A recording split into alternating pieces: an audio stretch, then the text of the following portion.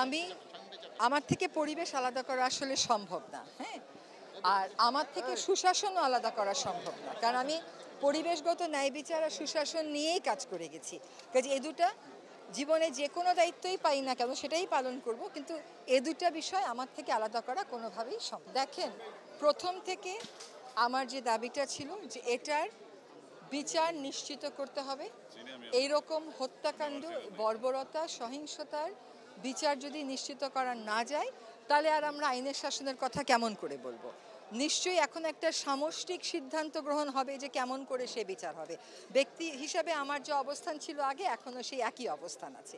কিন্তু এখন একটা সামষ্টিক সিদ্ধান্ত গ্রহণের ব্যাপার, এই বিচার আমাদেরকে নিশ্চিত করতেই হবে। আমরা যাত্রাটা শুরু হয়েছে সুশাসন, জবাবদিহিতা, মানবাধিকার, গণতন্ত্র এ সমস্ত ক্ষেত্রে সংস্কারের জন্য। এবং এই কাজ তো কাউকে না কাউকে দায়িত্ব নিয়ে শুরু করতে হবে। দায়িত্ব নিয়ে শুরু হলো, তারপরে দেখা যাক না কতদূর যাওয়া যায়। শেষ পর্যন্ত তো যেতেই হবে। কে যাবে, কতদূর যাবে, কতদিনে যাবে সেটা অন্য কথা, কিন্তু দায়িত্বটা নেওয়া হলো, কাজটা শুরু হলো।